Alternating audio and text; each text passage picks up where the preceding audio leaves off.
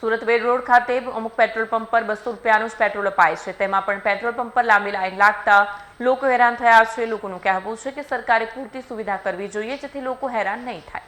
સુરત શહેરના petrol pump પર 3 રૂપિયાના ભાવ વધારે સાથે દરેક ટુ વ્હીલરોને અને મોટર કારોને પેટ્રોલ મળી શકે તેના માટે ટુ વ્હીલર માટે 200 રૂપિયા અને ફોર વ્હીલ માટે 1000નું પેટ્રોલ અપાઈ રહ્યું છે। તેમાં પણ પેટ્રોલ પંપ પર લાંબી લાઈન લાગતા લોકો હેરાન પરેશાન થઈ રહ્યા છે। લોકોનું કહેવું છે કે સરકારે પૂરતી સુવિધા કરવી જોઈએ જેથી લોકો હેરાન નહીં થાય અને પેટ્રોલ સમયસર લાઈન વગર મળે તે માટેનું લોકોનું કહેવું છે। મારું નામ ભાવિકાબેન છે। આજે આ પેટ્રોલના ભાવના કારણે અમારે ઘણો સમય સુધી લાઈનમાં ઊભા રહેવું પડે છે। આટલા તડકામાં અમારે ક્યારને કેટલી લાંબી લાઈનમાં અમારે ઊભા રહેવું પડ્યું અને તો છતાં પણ આપણે પેટ્રોલમાં તો પણ હજુ લાઈન વધતી જ જઈ રહી છે।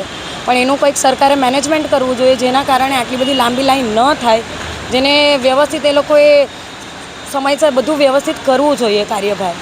Okay, thank you.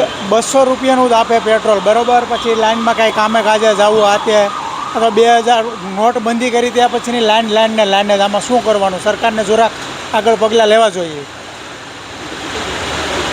જે અત્યારે 200 રૂપિયાનું આપે છે અને માત્ર 2 મહિનાનું જ પેટ્રોલ છે, તો શું કરશો પછી 2 મહિના પછી?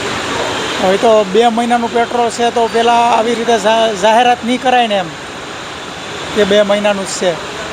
સાંજે કેટલા પેટ્રોલ પંપ ફર્યા અમે, ક્યાંય પેટ્રોલ પંપ બધી જગ્યાએ બંધ જ। 3 રૂપિયા ભાવ વધી ગયો। હા, 3 રૂપિયા ભાવ વધ્યો, હજુ પણ વધવાની, એટલે આ વધવાનું લીધે લોકો લાઈનમાં ભરાઈ જાય।